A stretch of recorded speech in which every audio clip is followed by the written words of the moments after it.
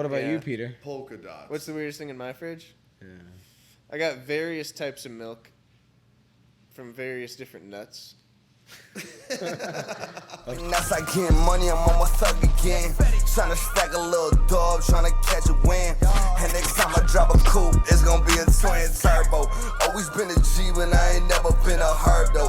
When I'm switching lanes, they should call it. Hey guys, welcome back to the Millennial Mentality Podcast. It is your boy Pete. I'm here with Papo Taco, and back for the third time. Third time's a charm. First guest pulling the trifecta, Nick Flash. Repeat. What's up, guys? What's up, brother, Nick, man? man? So happy to have you, bro. You're one of my favorite people in the entire world. So I'm so stoked to get to talk to you again, man. For those of you who haven't seen Nick Flash's first two episodes, I highly suggest you go watch those because this guy is extremely interesting and has a great story. And it'll just give you a little bit of background on him in general because this episode, I want to kind of switch gears a little bit and not go down the same line of conversation that we have in the past. And instead, I think we just kind of talk about some random topics and things going on in the world and get Nick Flash's perspective on those things. Love it. You've got an interesting mind, man, and you're very educated in a lot of unique areas, so I'm interested to hear, your opinion on certain things. And also just with your occupation being a DJ, I feel like you're pretty tapped in to what's going on in the world. Oh, we're tapped in musically, for sure. Sure, but even trendy-wise, yes. Fashion-wise, there's been so many examples I can think of where you were ahead of the trends years before they became a thing. Listen, my problem is I'm too ahead, and it's over people's heads sometimes. Right. You know what I mean? That's lately I've just been kind of pulling it back a little bit. You know what I'm like? Okay, they're not ready for this quite yet. You know what I mean? Like I used to try to hit people over the head. This is the new shit. Right. Get on this. Mm-hmm. It doesn't work like that. You gotta That's the Nick Flash I know. You gotta ease them in a little bit. You don't want to hit Just them know over. it doesn't want to hit them over the head too hard. They'll get there. Right. They'll get there.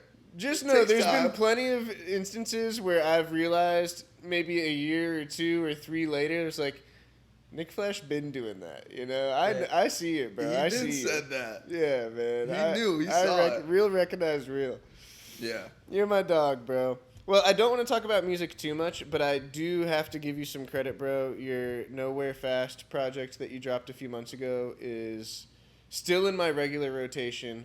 I was a huge fan of every song on that project, and if you guys haven't listened to it yet, please go check it out because it's if you know Nick Flash already, especially, and you're used to hearing his DJ sets, it's a completely different thing, I guess you would categorize it as like alternative or indie. Indie alternative, yeah. But it's a different sound than the Nick Flash I'm used to experiencing at the club. But I loved every second of it, dude. Yeah, it's fine. I really appreciate that. Dude, I appreciate you, man, and I appreciate what you did with that project. I was bumping it on repeat for at least a week. And like I said, it's still in my normal rotation every now and then when I'm feeling like what did you kind of take away from it, if you don't mind me asking? Like, what like, listening to it as much as you did it, and there's not many people I can say that I know have listened to it as many times as you. What?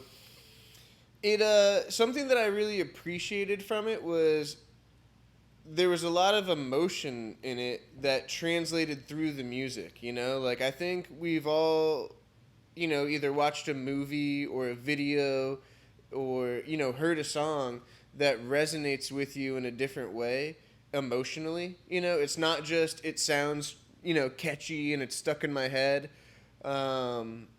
Or like, those were fire bars, but the emotion behind the song resonates in a different way. And I think I felt that with probably each track on there, in a different way. And not even being someone who was like, dealing with relationship things at the time, or, I was in like a good space relationship wise. Okay. But I think we've all been at a place at some point in time where we could relate to the things you were talking about in those songs, Right. And, dude, there was just something about, like, the energy in that music, not to get too, like, woo-woo with the way this answer goes, but, like, it just made me feel some type of way that I liked, you know? Oh, yeah. And That's cool. And I think that's really what sells me on a lot of songs. And not even like, you know, with that genre, but even with like rap songs, you know, Right. sometimes a guy just says the right shit where I'm like, oh my God, yeah, fuck yeah. You know, Really like, resonates with maybe you. I didn't even sell cocaine in my life. Right. But when the way he says it, I get what the fuck he's talking about, you Right, know? right. And so, I don't know, man, you just really did something special. One with like the lyrics in the songs, also like the melodies in the songs, and Yeah. like I think it also just blew me away hearing you perform in that way, because it's something that I wasn't used to, you Right. know, hearing your voice like that, like singing, but also it was almost like in a Juice WRLD way, where you were singing and like sort of snapping, rapping at the same time, but it's not a hip hop way, you know, like Right. it was very melodic, Right. but you had a flow. That's the word I was looking for. There was a flow to it. Some of my biggest inspirations growing up were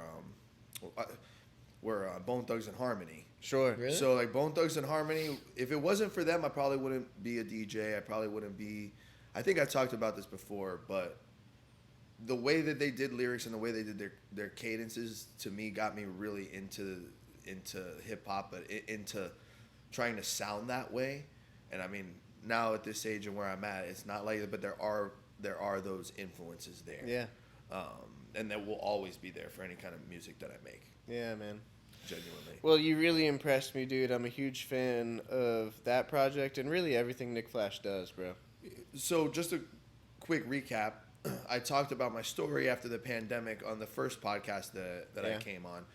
This album that you're talking about, Pete, was kind of just a way for me to tell that story in like an art form through music. It was just a way for me to describe exactly what I described in that podcast in a musical way. Yeah. Nice. And I think in order for me to get past some of the things that happened to me on the road and some of the like so many of the hardships that I went through, like work wise, relationship wise, and everything, like in order for me to process that and to move through those in a healthier way, like that album just had to be made. It just like came out. You know what I mean? Like I almost had no control of it. It was just almost like took on because it's like you're not going to be okay unless you, because I'm not the type of person that like talks about all that stuff with people and talks about like my emotions and things like that, you know? Right. I'm kind of guarded in that way. So like music for me is that like release, you know what I mean? A way to vent. A way to without, you know, having to burden somebody or whatnot. Sure. You know what I mean? So that's where like that emotion came from. It was just like real raw emotion tapped into the sounds that I was like putting together. Yeah. Well, you did a great job, man. You went to Miami sure. Music Week this past weekend, right? Yeah, the past week, my Miami Music Week, I was down there for a few events, nothing crazy, but I did see a few great DJs. I saw Dom Dalla perform, Dombresky, Purple Disco Machine. Purple Disco Machine. Yeah, I got tickets specifically to this pool party specifically because Purple Disco Machine was in town, and we play all his songs at Kachina. Like, in all me my and Nick sets. Flash have unloaded so many Club Cannon tanks to Purple Disco We Machine. haven't we? Oh my God, an incredible. This was before he blew up. Yeah, This again, is Nick, before an example of Nick Flash being ahead of his time. When I was at Kachina, and This was years ago. At this point, that's 4 years ago. 4 years ago. Yeah. He just won I was a in Grammy. the DJ booth with Nick Flash doing the lights and the Club Cannons every fucking weekend, and Purple Disco Machine was some of my favorite jams that you would play, bro. Wow. He just won a Grammy for his Lizzo remix. That's incredible. That makes me super happy. His DJ set was all stuff he made. The whole hour. It was I all respect his that. songs. That's so I dope, respect dude. that. Yeah, I love that. Good memories. So yeah, I got to see him. That's cool as fuck. I feel like, so I've done a lot of music festivals back in the day, talking like 2013 to like 2019, like from EDC Vegas, Ultra like 5 times, and I thought that was the peak because it was like newer to our generation, I guess. Right, sure. You know, even though that's been around since probably the 90s and way before that. So I thought that was the peak, and you're saying like right now it's at an even higher level than the last maybe 10 years. Oh my God! I mean, being down in Miami for this music week, it's electronic music is just at a whole. It's $1 billion industry. I'm talking billions. Yeah. I mean, the amount of events, the amount of things going on, strictly based around electronic music. That's something I would have never guessed as a kid. Right. Like, and I posted about this on my Instagram. Yeah, I saw your that's story. something that I would have never imagined. Because it was back when I was growing up. It was edgy. It was like weirdo. Oh, you're a weirdo. You go to raves. Like, Right. Yeah, right. you know, ew. Like, it wasn't. No, I it mean, wasn't cool. I remember it wasn't that. cool. Yeah, sure. It wasn't cool. I mean, it was cool, but it was very, It was like niche almost. Very like, niche. Yeah. very niche. And even like, I'm a few years younger than you, but I remember it being that way for me in high school too, where there was definitely like a rave scene and a rave culture, and I was outside of that scene, and what was it, like Club Cinema? Is that where all the Club raves Cinema, would be? dude, Yeah, shout out. and I just remember it just made me think of like promoters, you know, guys like selling fucking tickets, and then people just going and like. This is also right around the time in my childhood when Trinidad James had just popped a Molly and was sweating. Yep. So Molly was the thing, you know, and I think the two went hand in hand kind of at the time. If you were like going to a rave, you were probably rolling, and that was really like the correlation and the memory for me of that time in high school. And There's a video of me in Club Cinema crowd surfing, dressed as a geek during Steve Aoki's set. That's sick. Do you have I want access to that that video. video? Yes, you can. It's on Merkham's YouTube.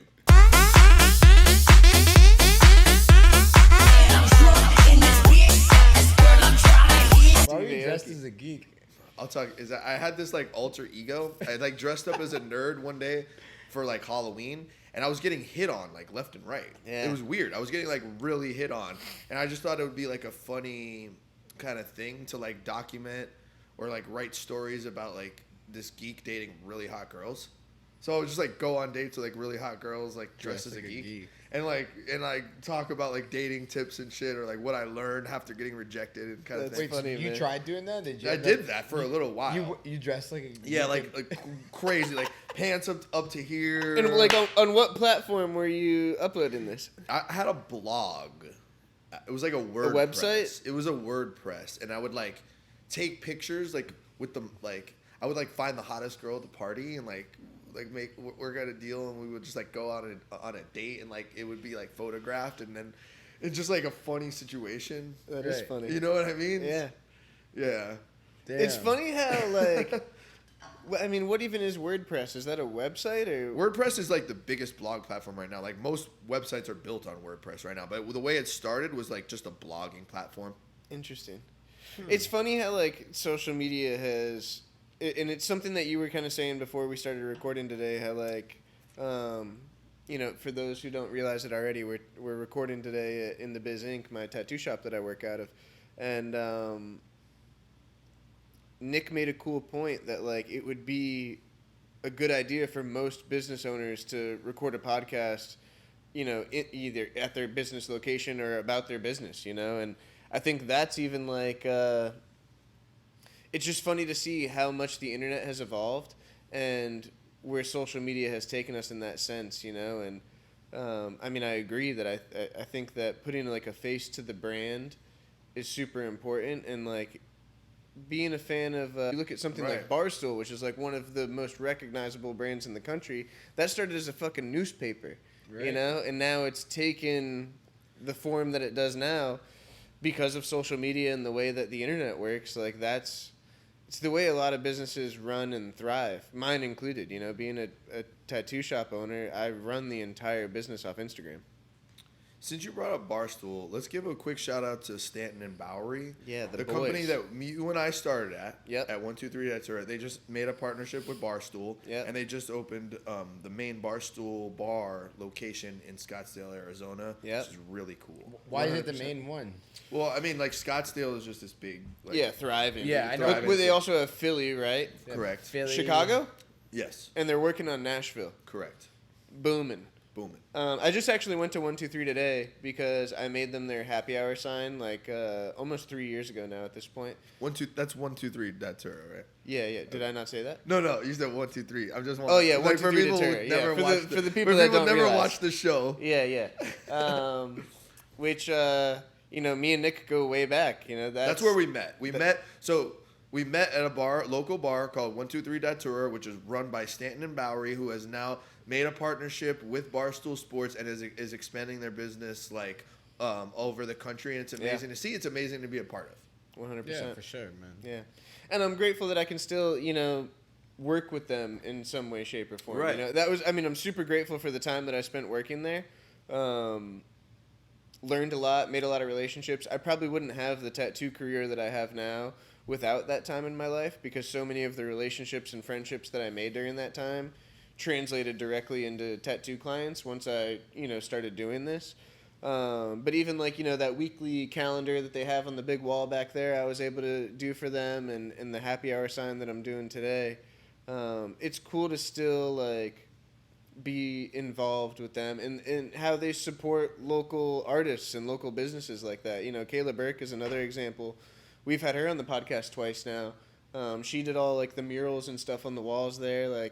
It's cool. They really, I feel embody the vibe of a local bar, not only because it caters to the local audience, but they support the local artists and businesses around them. So yeah, shout out to you guys, man, because Nick Flash and I might not know each other without that. We would not know each other without that. That's a fact. Yeah, and I'm grateful to know you, bro. Grateful to know you. Okay, so diving into maybe some of our random topics of the day. We've talked about music, and I know that's a huge part of your life. I also know that movies are a big thing that you're into. Yeah. So talk to me about... You can narrow this down to a specific genre if you need to, because I know it's a pretty broad genre. But what is your favorite movie of all time? And if we have to dissect that into genres, we can. Well, my favorite movie of all time is Back to the Future. I'm a huge geek when it comes to this kind of stuff. So, not.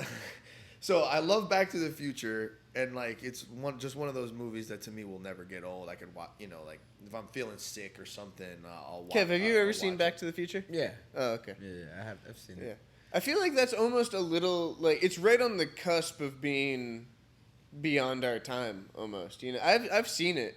Okay. But that's not a classic for me almost. Okay. It's a classic in the sense that I know it's a classic as far as everyone's standards. Uh-huh. But I didn't grow up on Back to the Future. Okay. Yeah, it makes sense. Not everybody, everybody's going to have I feel like everybody in their childhood has a certain movie that they've connected with, that they've watched. Everybody has that certain album or that certain movie or a certain TV show that was just around during their time that got them through stuff or was comforting or made them think. For me, Back to the Future made me think to the future and think about that kind of stuff. Right. Yeah. What could be in the future? What if I could travel to the future? What if I could go to the past? Those are questions that are just that really open your mind and creativity if you think about it. 100%. You know what I mean? So. And I think that even translates to, millennials and Gen Zers. Who isn't intrigued by that thought? Right. That thought of, what would you change? What would you do different? What would you... And what effect would it have if you changed something in the past? Does that affect the future? Correct. I got a question for you. For it. If you could go to the future or the past, which one would you go to? Future That's or a the good past? question.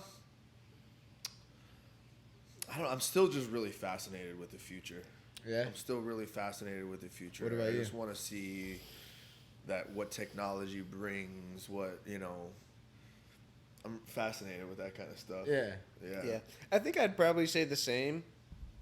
And maybe this is cheating a little bit, but I think I would say the future, because then maybe you get to a point in the future where time travel is just a regular thing, and then you get a chance to go to the past. Yeah, that's what I'm thinking. If you go to the past, you almost know what to expect. It's I want to see Abraham Lincoln, but you know how the story ends. Know, I want to go to the future where it's unknown. Yeah, time travel's just a regular thing. It's just regular. Yeah, regular thing. Just hop in your I didn't think about it DeLorean. that way. Yeah, that's pretty cool.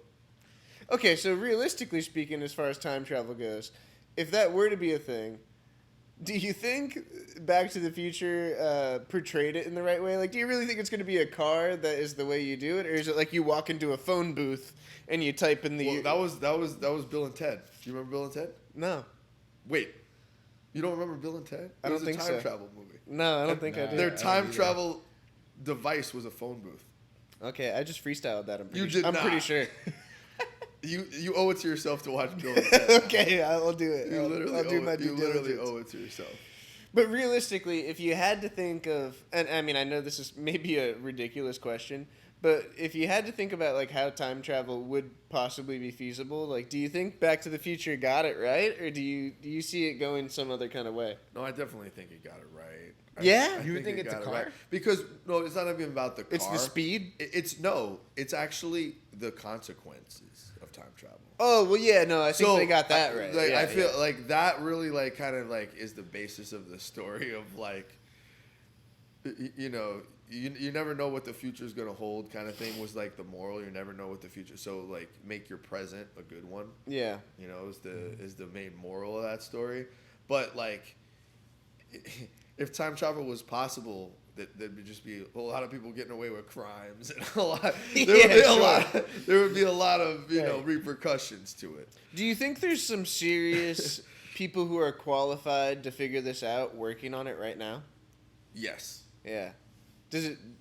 I mean, I think we've had this conversation as a society with like AI before, where it's like we almost don't want to invent AI because you know you see a movie like what is it, I, Robot or something, where like AI ends up taking over human society, and now it's almost scary, like the point that AI is getting to.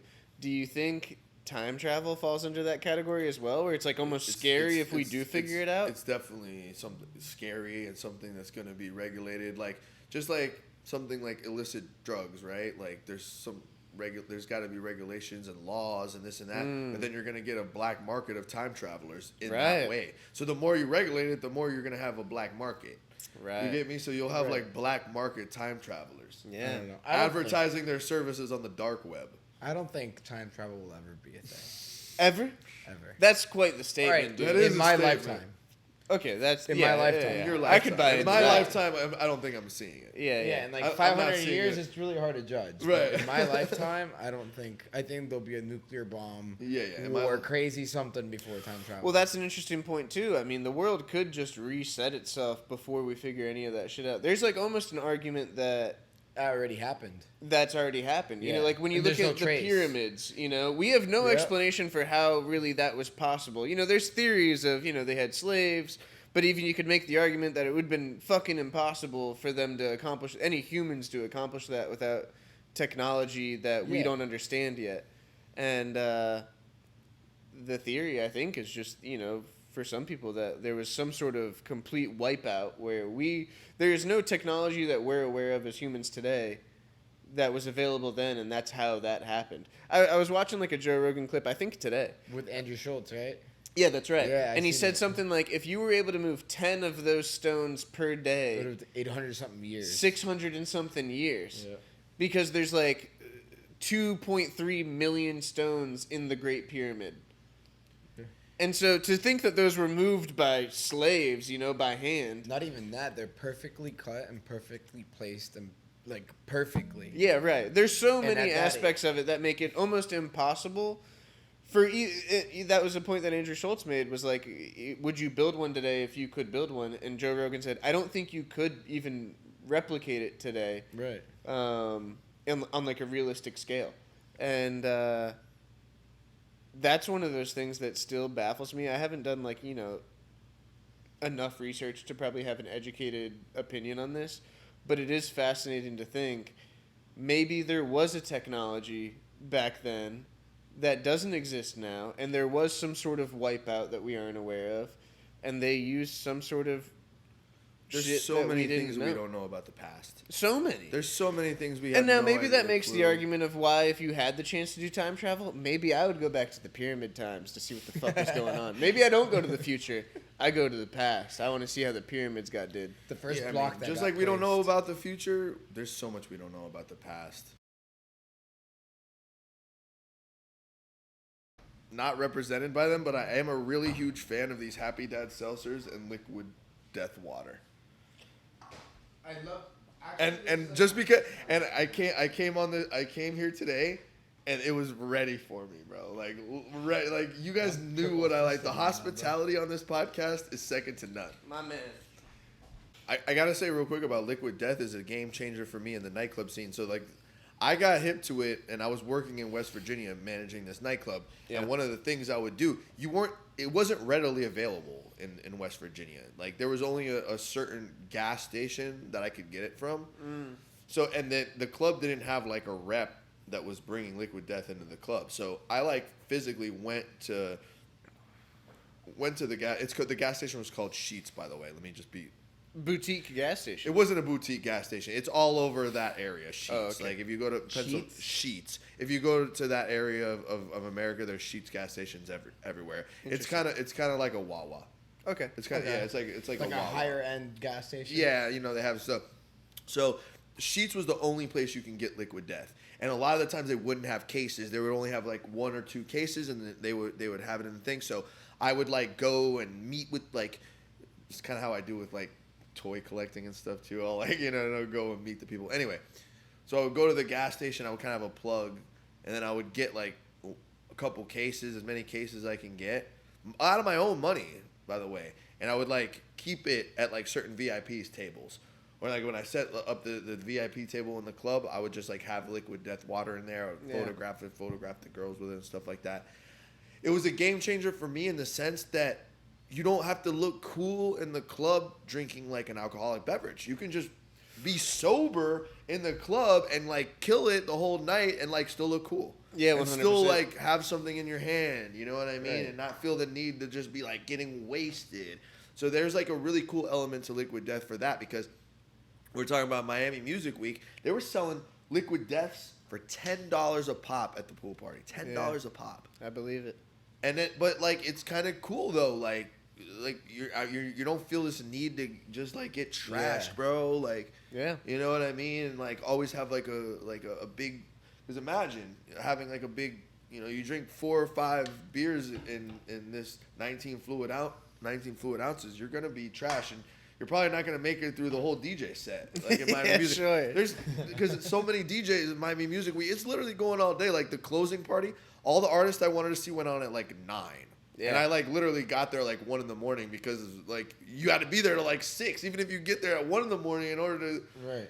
You know what I'm saying? So you got to pace yourself. So like Liquid Death is a game changer in the way that you can pace yourself, bro. Yeah, I mean, but still you get to feel like you're participating. Exactly. Yeah. So I've got a pop quiz question for you guys. Go for it.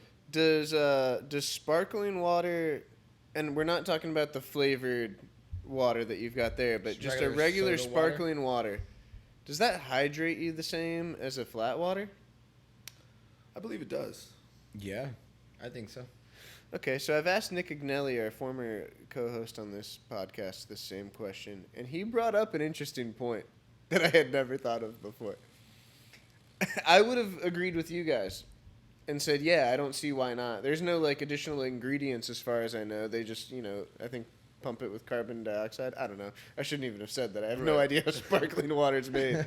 But Nick made a good point where if we're taking a 16-ounce glass of flat water and then you take a 16-ounce glass of sparkling water, there's a certain amount of air in that sparkling water that doesn't exist in the flat water. Right. So ounce for ounce, it probably doesn't hydrate you the same because there's technically some percentage of less water in that sparkling water, right? Because there's carbonation or air or something that's taking up some of that volume. Right. So is it a drastic difference? Probably not. But ounce for ounce, flat water probably hydrates you better. All right, so just a theory. I mean, that's just what came out of Nick Agnelli's mouth, which I thought was genius at the time. Yeah, so but it's also a theory. It definitely probably does hydrate you better, but it still hydrates you. Yeah, without a doubt. It's not counteracting anything, but ounce for ounce. That's a good point. All right, so let's switch gears a little bit, but we'll pick back up on something we were kind of talking about earlier as far as music goes. I'm not super familiar with like Playboi Carti's music, but I am familiar with Lil Uzi Vert, and both of them have kind of been like going viral a little bit lately as far as like doing demonic stuff. So you being a little more plugged in the music scene, like, do you have a take on that, or like, what's your opinion on that? Well, I think demonic imagery has been just a part of like heavy metal culture and rock culture for so long. Sure. And I remember as a kid, I went to this Catholic school called Our Lady of the Lakes, and there was a carnival that they used to hold every year. And I remember I was probably like in 3rd grade or 4th grade at this carnival, and the game was where you threw a dart at the balloon. Yeah.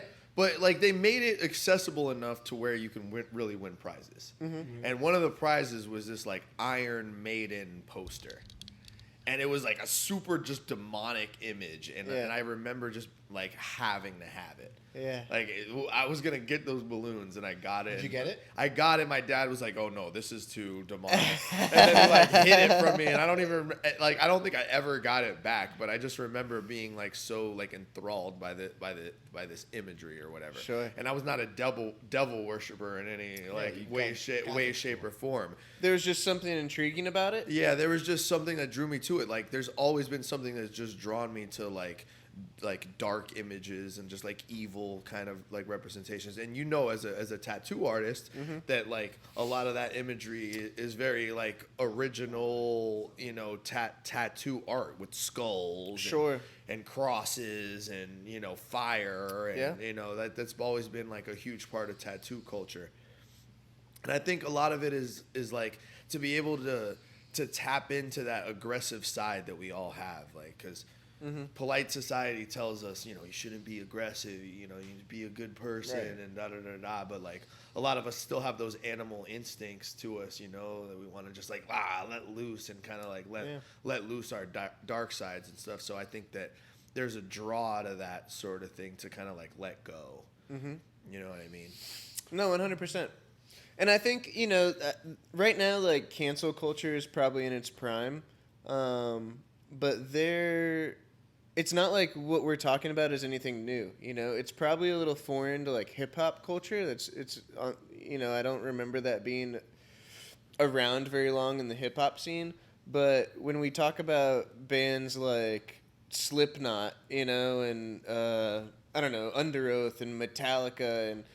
that wasn't necessarily my genre, but I'm also familiar enough to know that those were very much in that same realm of being like borderline demonic, and even at their shows, there's mosh pits, and shit like that where people are essentially like fucking each other up, Right. And I think it kind of ties into what you were saying, where it's like a way for people to like get out there everyday aggression, because it's like, if you work in a desk job and you're 9 to 5, you know what I mean? Like, that's what the movie Fight Club was actually based on. Really. Right. If you think about that whole premise. But just being able to just let loose and, like, fucking get out, like, the rage of my boss is treating me like shit. I'm going to go to the mosh pit and just, like, mash somebody's face in. And they're going to love it. Yeah. Right. Like, you know what I mean? Right. They're going to love it and accept it. And we're going to rock out to the music. And it's going to be awesome. Yeah, but I think a lot of, like, the people going to those concerts don't really expect that. Maybe it would have been different back in the day. We don't have the same outlets as social media, and people like, oh my god, I just went to this Playboi Carti concert and it felt like an exorcism. Everyone's screaming, everyone's freaking. He's like, I had to leave. I'm literally scared for my life. Yeah. Maybe it was, I don't know. Back in the day, those concerts could have been like that. There's just no like way to report documentation of it like there is now. But it's like, fuck that. Like, why would you want to go to one of those? But for every, like, I know the video you're talking about. I remember seeing the same viral video that you're talking about. But for every, like, one person there is making that video, there's probably 1,000 people at that show that went there knowing exactly what they signed up for. Like, and that's why they went there, It's almost the same thing with, like, a comedy show, where a comedian gets on the stage and he might offend one person with a joke that he makes, and that person can go on their blog or their social media or wherever they want and say, it's not appropriate, the jokes he was making, and he offended me, blah, blah, blah. Because maybe they showed up to that as, a friend of a friend's who brought them, or they just they were in town for that night, saw this was an event going on, so they showed up, didn't know what they were showing up to. But the majority of the audience there probably knows exactly the show they're signing up for, and that's why they're there. Right. For that one viral video that goes on of someone complaining, that one Karen, for lack of a better term, that doesn't agree with what the show was. There's 1,000 people in that crowd that are there for that exact reason. So it's like, I don't know. It's so hard. I think a lot of it also, I don't know, might have to do with just being good marketing. I don't necessarily think Lil Uzi Vert is at home in his free time worshiping the devil. Right. But I think he knows how to play the crowd and how to play society,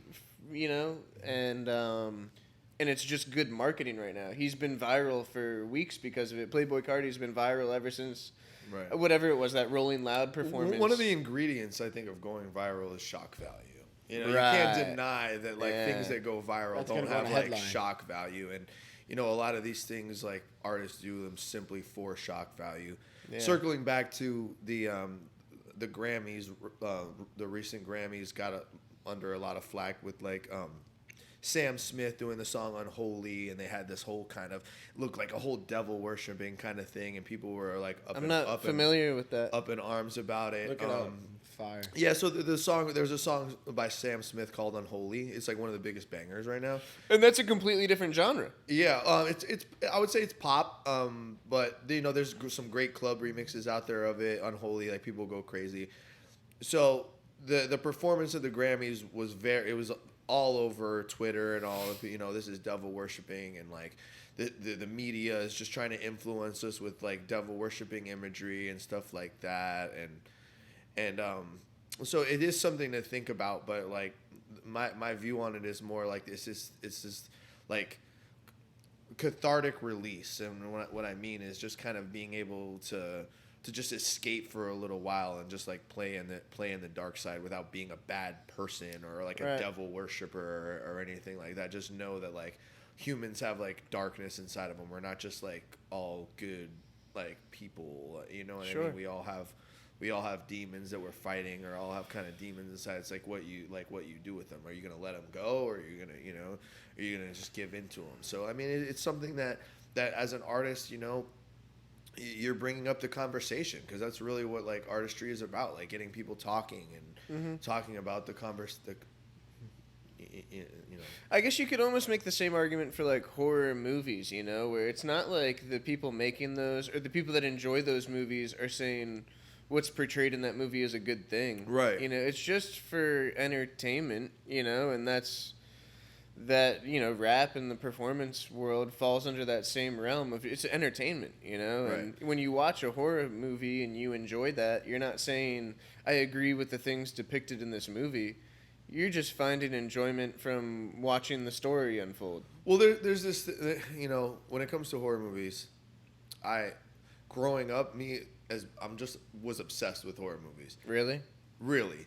So one of the elements of horror movies is being scared, right? Yeah. You watch a horror movie, thrill. so you can be scared. That's the whole thrill. That's the endorphin rush that you get. I'm good. Getting a tattoo is scary, right? People that come in to get a tattoo, it's a scary thing. It's a permanent thing. It's on your skin. It hurts. You know what I mean? But there's an adrenaline rush behind it. Yeah. Right? So if you're watching a horror movie, it's more of this adrenaline rush you get from feeling scared. You get me? Yeah. No, I So, got you. and then it's your tolerance kind of builds up over time. Just like anything, your pain tolerance, if you're getting a tattoo once, it's going to hurt the first time. Yeah. But then it's oh, wow, that pain is something that I'm gravitated to, right? And Same there's thing. part of that first time where it's I don't know. I know it's going to hurt, but I don't know how bad it's going to hurt. But I've signed up for this thing, How long So Right. can it there's the last, surprise too? of, am I going to be able to sit through it, and how Right. how much torture is it going to be? Right. So, with horror movies, it's kind of the same way. It's let's push the boundaries. How scared can we make you? How disgusted can we make you? What can we make you feel when you watch this movie? Yeah. We make you Yeah. feel sick. Yeah, sure. But then, dude, there's there's a range of emotions that you watch different movies to feel. You watch a drama to feel remorse and sadness and things, and then there's movies you can go to like a Disney movie or a Pixar movie and feel elated and feel joyous after you watch it. It's just more how much can this movie impact my emotions? Same thing as you were talking about with the album. It's like there's a emotion drawn of it. If a piece of art can, a piece of art is working and it's good by the way that it affects your emotions, the way it makes you feel. Sure, yeah. In the Okay, future. so switching gears again, I've got something kind of fun that I want to do with this episode that I think all three of us will have an interesting perspective on. Nick, with you being so much in the nightlife culture now, being a DJ, and being pretty tapped in with like the Gen Z crowd, I think there's probably like an interesting like lingo that you might hear nowadays. And then with Kevin, high key. I'm somewhat familiar with that one, so we're off to a good start. But I think Kevin and I also will have like an interesting perspective on this too. Me kind of going to, I mean, I don't want to throw any shade at Dwyer. Shout out Dwyer High School, all my dogs. But it was like a little bit of a ghetto high school, and maybe it wasn't even just the high school's fault, but I, in high school, went through a ghetto phase and had a pretty unique lingo. Same here. So I think there might be some interesting words and phrases that, I don't know, I'm just curious to see if we're all familiar with and if the audience is familiar with. And Okay, cool. I can play this game all day. yeah, so let's play a little bit of a game right now of just like, what are some weird words that you're either familiar with or used to use that you don't think the general public might be familiar with? Let's start with me. Okay. Yeah, go for As it. a millennial, right? Yeah. Because I'm, as a DJ, I'm like big with the Gen Z crowd. Like I'm really connected with that, and like Yeah. I can tell you about music they like and whatever slang they use. Well, something I don't hear anymore is rad. Like that's like Rad. So rad. That's a '90s term that just like went Yeah. away. Still could be in my vocabulary though. 100%. I might toss it around. What? What do they That- use instead? No. So, going back to what you said, what are some of your favorite phrases that Gen Z uses? Their favorite new slang phrases. What are some of your favorites right now? You're Well, asking me? Yeah, I'm asking you. Like, what's your favorite like new slang that you use regularly? Well, I don't know that I'm super tapped in with the new slang, but I think something that I still hold on to from high school, and not that I even use it that much, but when we talk about something like this, the first thing that comes to my mind is like and perkin, where Perkin. right now perks as a pill are obviously very trendy. Every rapper is talking about it and shit. I don't know that when you said you were perkin, it had anything to do with the actual pill. See, now it like evolved into capping. 100%. Perkin evolved into cap. Yeah. In 2012, 2013, at Dwyer High School, we were saying if you were lying or we thought you were not being honest about Perkin. something, You were perkin. You were perkin. Stop perkin, bro. I've never That's heard that. crazy before, that morphed into capping. capping. And now it's capping. 100%. It's the perfect synonym. Yeah, exactly. That's crazy that perk turned into cap. I never even thought of that. And to be honest, at that time, people weren't rapping about Percocets, So I have no idea if the two were related, because I didn't make the association at that time in my life when I was using the word that it had anything to do with the pill. Right. It was just like the word, Perkin. Perkin. Yeah. That's one that I don't think a lot of the Gen Zers will know. They're gonna know cap. No. Yeah, 100%. It's all Cap about, is like, the new you word. capping, For sure. no cap, all that. Another one that I don't think is being used anymore, but was definitely used when I was in high school, was like, you're green. Green. That was a Florida term. That was new to me. Green not is a too long Florida ago, term. though. Yeah. If you were like... a Lame. novice. You were just like a rookie. Yeah, right. If you didn't know what you were talking about, Yeah, you're green. or even like if you did something fucked up, like you're green, bro. What the fuck? You're green. Yeah. It was just a diss. That's a diss. And it was definitely like a Florida terminology. Yeah. What about new slang, bro? There's one that I've been hearing a lot lately that I've never heard like before. On God. On God. I was literally God. just gonna Oh say yeah. that. I mean that one's huge. On God. I hear it all day. Nick says it all the time. Bro, on God. Nick God. who? Agnelli? Yeah. He's always, That's on funny. God. And I'm like, get this drywall up on God. That's pretty funny. Because Nick, I mean, is our age, you know. He came up at the exact same time we did. He spends a little too much time on TikTok. Yeah, for sure. I think TikTok influences a lot of this. Yeah, no, 100%. there's like the homie Grace, like that I show with. She uses homie it all, Grace. She uses it all the time, but Friend she zone. uses it like she has to say it in a different way. She's like, "On God, bro." She's on God, bro. That's it's like a sweet, way bro. to On say it. God. Like Yeah. it's not like on like For real. No, it's like, bro, on God, bro. Like it's like there's a whole like way to say it, like a certain like. And that one, I mean, at least I understand, you know. It makes perfect sense. It just, that wasn't one we were really using. I love the new one, like We Outside, bro. We outside. Yeah.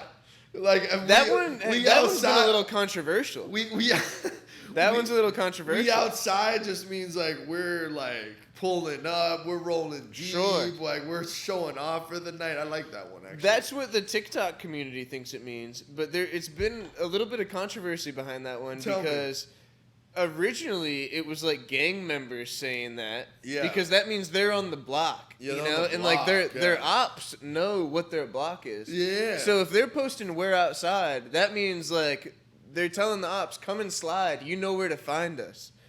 So then when the average population just started saying, "Yo, we outside today," you know, they were like, "Hold on, I don't think you guys realize what the fuck that means," you know? This is something totally different. But I mean, there's probably a lot of slang that can be applied to, you know, it starts in one subculture and then gets just applied to a broad audience. Another one from high school. You know what I hear a lot, and I'm sorry, I don't mean to cut you off. Tell me if you guys notice this. A lot of guys say "I love you" like just way too frequently. Yeah, I've noticed Love that. you, bro. Yeah. Bro, I love you. Hey, I love you. love you. Like, Yeah. I think it's becoming more and more common. Me and Kevin definitely say love Listen, you all the time. I don't mind. I don't say that to all my I don't rappers, mind No, saying sure. like to you, Pete. I'm gonna hug you big and say I love you because I Sure, do. yeah, I we go way genuinely back. love you, fam. My dog, I But love like you too. some people that say it to me, I'm just like, really? Stop. Yeah. You know what I mean? Like, That word on you God, has a meaning. like on God, bro. Like On God, I love you, on bro. God, like. Do you ever feel some type of way about not saying it back, or do you have like a way to dodge it, or do you No, just say it back no, because funny. it's the polite thing to It's funny do? 'cause or- one of the friends I grew up with, like from like kindergarten, I still know him to this day, and I've seen him recently. It's like, bro, I was like, I love you, bro. He's like, oh, cool, man. Yeah, me too, bro. Yeah, exactly. Yeah, no, he didn't even acknowledge. He was like, all right, later. Good to see you, dog. It's just it's like become so normal to me to like say I love you, bro. Like for Yeah, real. right. Like, hugging my homies now. It's like really widely accepted as it Yeah. wasn't before. You know what I mean? I don't know. So it was kind of funny because like the dynamic. I know like it's mad love. Sure, yeah. No, I mean, I think you're absolutely right in bringing that up. Like, it's definitely a thing where 10 years ago, I don't think people were just throwing it around casually No. like that. Especially like guy to guy, best friend and best friend. Be like, yo, I love you, bro. Yeah, 100%. It wasn't like that. I don't remember that. Like you know. Yeah. But now it's just like I guess it's not a bad thing, though. it's not a bad thing. Yeah, it's about only love, like baby. it happens a lot. Like just with random It happens people. too I mean. often with random people. Yeah, too. I love you, fam. I'm like, okay, cool. Like, I don't know. It's kind of weird. You're a lovable guy, Nick Flash. I am a lovable guy. You're a lovable dude. That's the problem. Another one that I remember from high school, which goes right with green, was creep. Like if someone did you dirty or did some fucked up shit, that was creep. Now it's Or slime. You're creep. That's Now been slime. around. Slime? Slime. I've never called anyone That's more slime in Broward my whole County. life. That's new shit. The slime. Right? Yeah. Slime? It's like the same Nah. translation. I've never called anyone that before. But I know you're right. I mean, that's another one that comes from like rap and gang culture again. You know, that's another one where it's just like regular people listening to rap music and taking the terminology and applying it to regular life. Yeah, if you're in a coffee shop and you're You're working in a slime, you coffee shop, snitch. that's my But slime. Nah, that's another one that that's goes pretty universal because if you say that's my slime, that could also mean that's your dog. Like that's your best friend. I know. You know, so My CI. That's a weird one, just cause. But if you slime kind of means like I'm a slime. Like if you really think about what that means, it means like I'm a snake, like I'm a slime. Like Right, we're like that like who I do business with. We on some slime shit. Like we on some like fuck you. Sketchy. We on some like because Young Thug uses that, and I really want to preface that is not like it is translated in like homie, but like the way that like Young Thug uses it. They're saying like we on some slimy shit, Slime, you know? right? Yeah, album yeah. We Slime. on this not no regular shit. We on some slime, like that's why like you know call me that. 100%. But it could be translated as that because you could use it with like whatever, you know what I mean? Just being fun. But it doesn't really. You guys never used creep though? I did. Yeah. Oh I'm man. not gonna say I did. Creep. In high school, that was heavy. It was just you did some fucked up shit. Damn, you're creep, bro. You're the creepiest person I know. What about shown? Shown? Like another reference to a girl who gets around. No, I've never heard that Dude, one. that was That's Broward like, County. That like was 954 I'm telling you, shit, I've bro. heard that. And You're that's shown like Kodak. like a hoe. That's the yeah, only like way if you're to a say hoe, it like you're shown. on the millennial mentality podcast because that's a millennial term. If you say that to anybody I don't know, younger, Sean. they'll be like, What the fuck? You're a millennial. You've heard that though? I've heard. No, I know that term. Man. Nah, I don't know that one. Really? No. Yeah. It's more like down south, maybe. Broward County. Yeah. Yeah, I mean, Dwyer was funny because there's 2 high schools within 5 minutes of Dwyer where I think the culture was very different, you know, and the slang was very different. The demographic was very different. Really? Yeah, I think I had a little bit of a unique experience, and me and everyone else that went to Dwyer, just because it was kind of right in the middle of that whole melting pot of high schools and school districts, and I don't know, you got to learn a lot of different shit going through that school. And, I mean, I'm grateful for it, you know. It made me exactly who I am today and taught me a lot of shit. But there was definitely some funny slang that came along with it. Runners up. Everyday new slang. Bet. Oh, yeah, Bet's a I classic. still use Bet. Shout out to those of you who own a Millennial Mentality Bet t-shirt. Foster is one of those for sure who reps the Bet. Yeah, he reps his Bet shirt all the time. I just saw him on the gram the other day rocking it. But that's one of our best-selling pieces of merch that we've ever produced. Is Bet? Yeah, just says Bet with a period. That's a classic. It's a classic, but that's a new slang term. Yeah, 100%. It was one where, like... Another one, real quick. Yeah? Before you say less. Yep, say less is a good one, too. It means like run it. Yeah, say less. It means a lot of shit. That's know, another one that's broad. Is good. It's broad. It's a good slang, bro. Say less. Say less is really being used right now. It's a trendy It's one. broad. I mean, bet is broad too because you can basically respond to anything and just say bet. I know. But I remember like when I was still trapping, when I'd hit up the plug, and I mean this is 2013 is the last time I sold drugs. You'd hit the plug up and be like, "Oh, I'll be there in 15 minutes," and they'd say bet. Yeah. And I didn't really know why. But you're also not questioning it. You're just like, okay, I'll be there in 15 minutes, you know? But bet was the response even in 2013. So it's not like bet is new as far as it being common terminology. Yeah. But that shit's been around for a minute. No. But I remember in 2013 having no idea what people were talking about when they said it. Yeah, no. Bet is a good one. That's a good one. That's a good I mean, I use bet all the time. And then like, see, I don't think people understand the breakdown of low key and high key. A lot of people will use low key and high key like completely wrong. Sure. Like people will say low key, but no, they really mean high key. High key, yeah. They right, really right. mean high key, and they should have said high key, but they end up saying low key. Like low key needs to be like under the radar, like underrated. Low key, like that's that, the plug. like, You know? high, and and a lot of Gen Z like gets that wrong, and it's funny because I like correct them, but no, that's high key, bro. Yeah, right. You know. No, I think that's a common bro one. has evolved. The word bro has really evolved. That's been a universal term for a It long has, time. but now it's like really, really evolved. That's like common every sentence. It's Yeah, weird. 100%. Like, bro is just like, It's the 1990s dude. oh man, Bro is the new dude. Yeah, bro's the bro new dude. is. Bro's the new dude. We've even got variations like bruh. Oh no, bruh's Or like bruh. A completely different thing. no, it's the same thing, just better. That's fucking funny. Oh man. That's good. But yeah, no, slang is gonna continue to evolve. You're gonna see just more like you're just gonna speak a different language at the end of the day. Yeah. It's funny.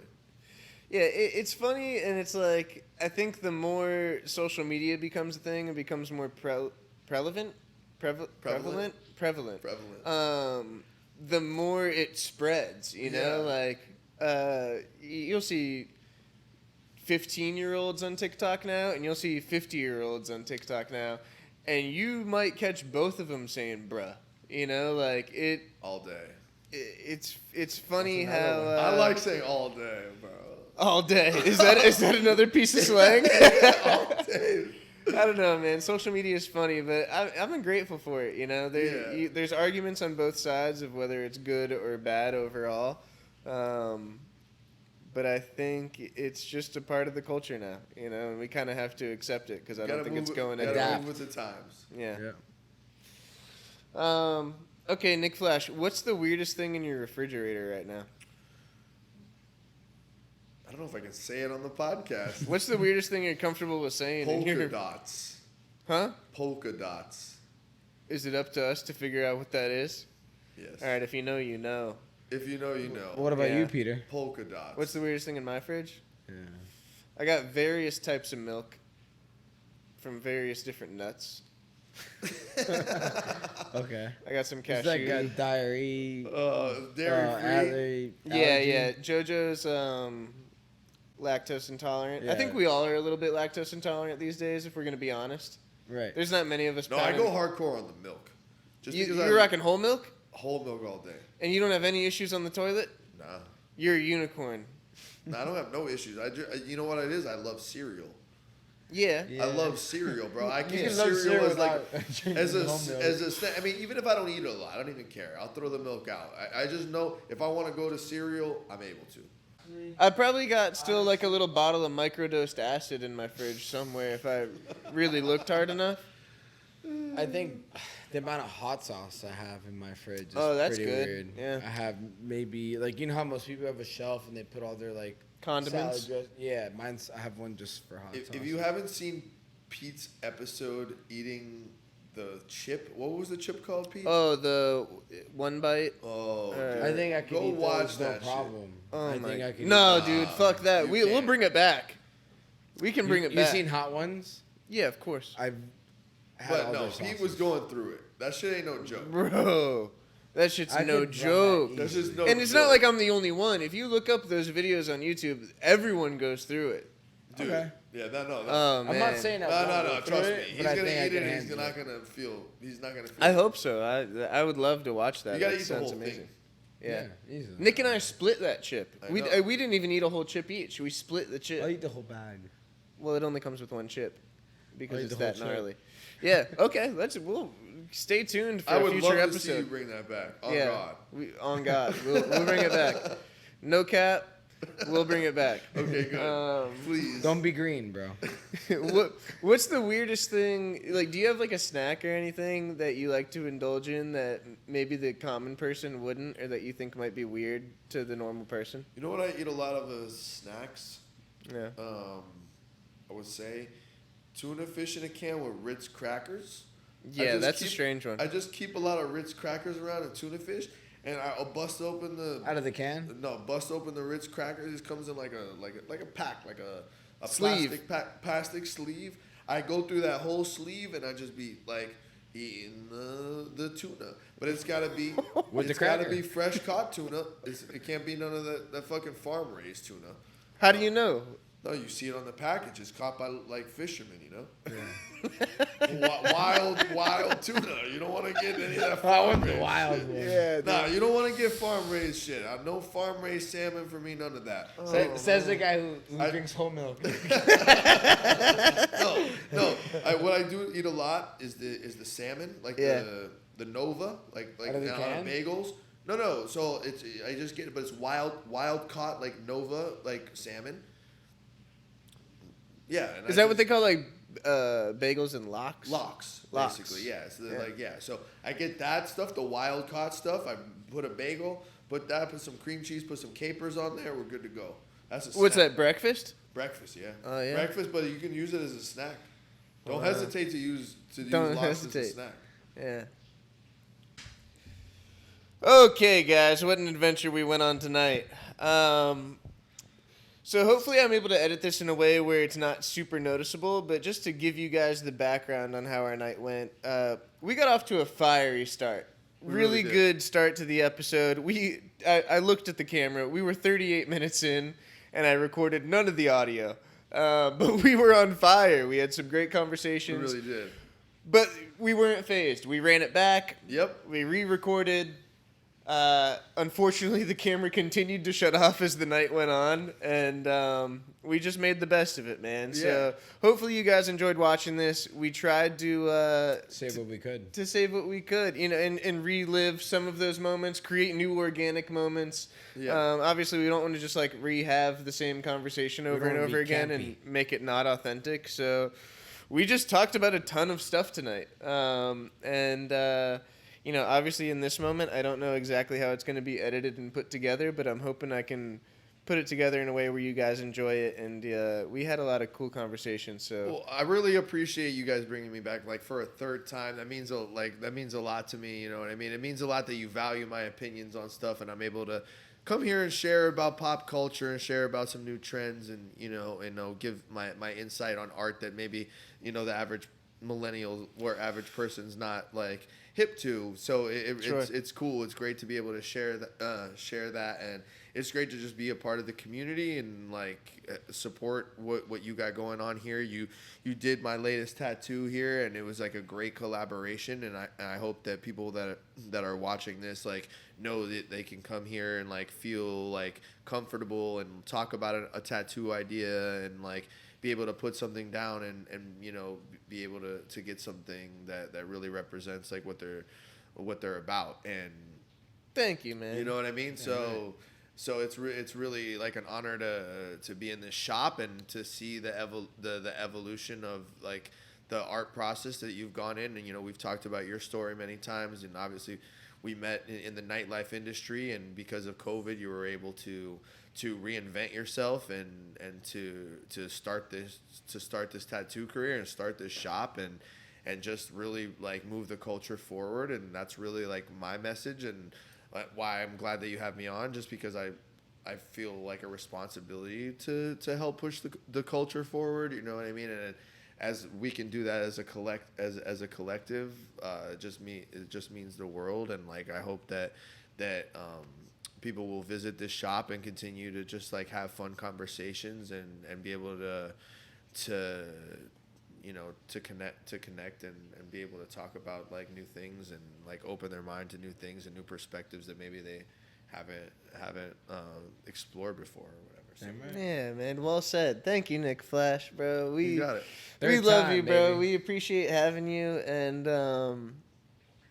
your opinion is always super valuable and super interesting, and I think that's why we continue to want to have you back, because it's never not a great conversation when you're involved, man.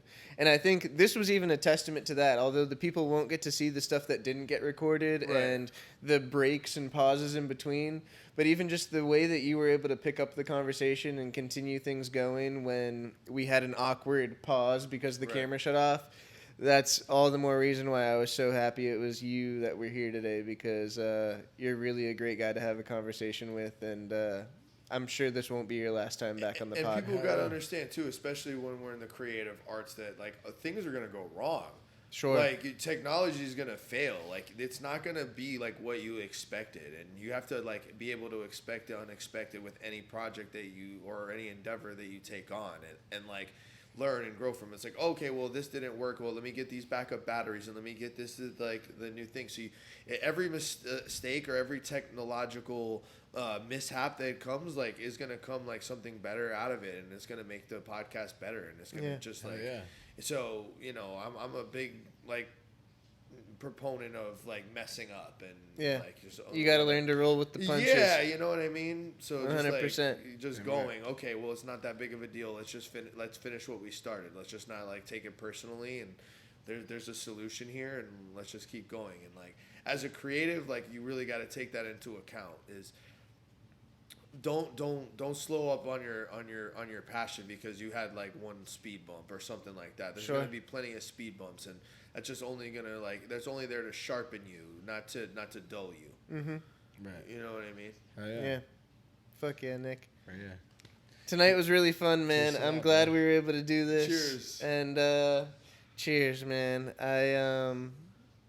I'm glad we were able to do this tonight, and I'm sure this won't be the last time we get together. Definitely not. Well, I want to thank you guys for tuning in. This is... Oh, my God.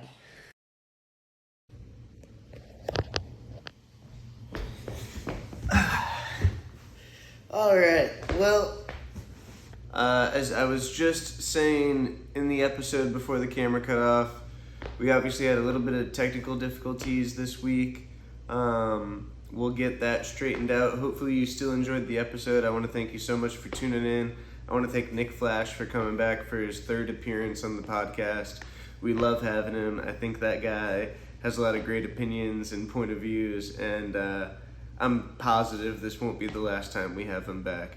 And, you know, with Kevin being our new co-host, I want to bring back more guests who we've had in the past. So this probably won't be our first time bringing on someone who maybe you've seen before, but I think with Kevin being involved and me kind of more taking the lead on the conversation as opposed to Nick, we'll get to hear a different perspective from those people and have a little bit of a different conversation and switch it up.